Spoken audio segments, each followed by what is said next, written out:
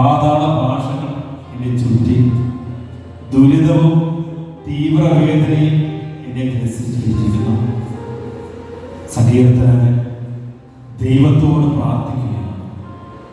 മരണത്തിന് കെണി എന്നെ വലയം ചെയ്തു, പാതാള ഭാഷകൾ എന്നെ ചുറ്റി, ദുരിതവും തീവ്രവേദനയും എന്നെ ഗ്രസിക്കുന്നു.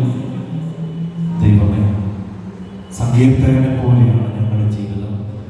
ഇത്രത്തോളം ദുരിതവും തീവ്രവേദനയിലൂടെ ഞങ്ങൾ കടന്നു പോവുകയാണ്. ഞങ്ങളുടെ ജീവിതത്തിലെ ക്ലേശങ്ങൾ, ബുദ്ധിമുട്ടുകൾ വല്ലാതെ ഞങ്ങളുടെ ജീവിതത്തിൽ പിടിച്ചു കൊടുക്കുകയാണ്. ഇനി എന്ത് ചെയ്യണമെന്ന് അറിഞ്ഞുകൂടാത്ത അവസ്ഥ. സങ്കീർത്തന പ്രകാരമാണ് ദൈവത്തോട് പ്രാർത്ഥിച്ചത്. 4-ാം അധ്യായ പ്രകാരം നമ്മൾ വായിച്ചു കേൾക്കുന്നത്, ഞാൻ കർത്താവിനെ നാമം പിടിച്ച് അപേക്ഷിച്ചു, കർത്താവെ ഞാൻ യാചിക്കുന്നു, എന്റെ ജീവൻ രക്ഷിക്കണമേ എന്ന് സങ്കീർത്തകൻ പ്രാർത്ഥിക്കുകയാണ്. ഞാൻ കർത്താവിനെ നാമം പിടിച്ച് അപേക്ഷിച്ചു, കർത്താവെ എന്റെ യാചനകളെ ശ്രമിക്കണമേ എന്ന്, എന്റെ ജീവനെ രക്ഷിക്കണമേ എന്ന്. ദൈവമേ, ഈ ആലയത്തിൽ ഞാൻ ആയിരിക്കുമ്പോൾ, ദൈവ സാന്നിധ്യത്തിൽ ഞാൻ ആയിരിക്കുമ്പോൾ, ദൈവമേ, ഞാൻ കടന്നു പോകുന്ന എൻ്റെ ജീവിത ബുദ്ധിമുട്ടുകൾ, ക്ലേശങ്ങൾ ദൈവകരങ്ങളിലേക്ക് സമർപ്പിക്കുകയാണ്. നമുക്ക് എല്ലാവർക്കും ഇരു കരങ്ങളുകൊണ്ട് സമൂഹത്തിലേക്ക് ഉയർത്താം.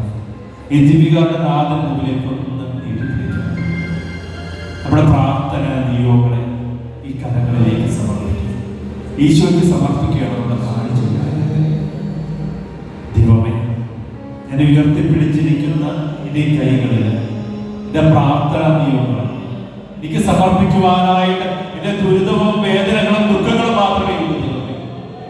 വചനപ്രകാരം നമ്മെ ഉറപ്പെടുത്തുന്നുണ്ട്, അധ്വാനിക്കുന്നവരും ഭാരം വഹിക്കുന്നവരുമായി നിങ്ങൾ എല്ലാവരും എന്നെടുക്കുന്നവരും ഞാൻ നിങ്ങളെ ആശ്വസിപ്പിക്കാം. ദൈവമേ, ഈ ദേവാലയത്തിൽ ഞാൻ ഉയർത്തിപ്പിടിക്കുന്ന കരങ്ങളുമായി ആയിരിക്കുന്നത് നിന്നിൽ നിന്ന് ആശ്വാസവും കൃപയും നേടുവാനായിട്ടാണ്. ദൈവകരങ്ങളിലേക്ക് സമർപ്പിക്കുക.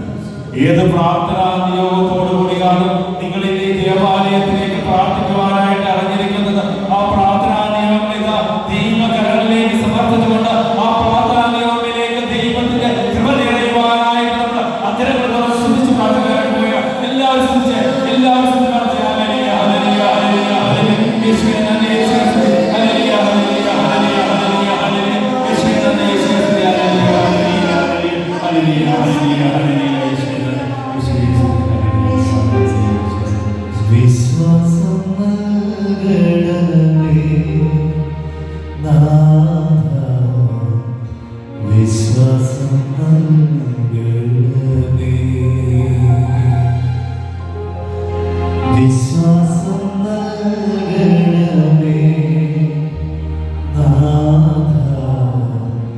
വിശ്വാസം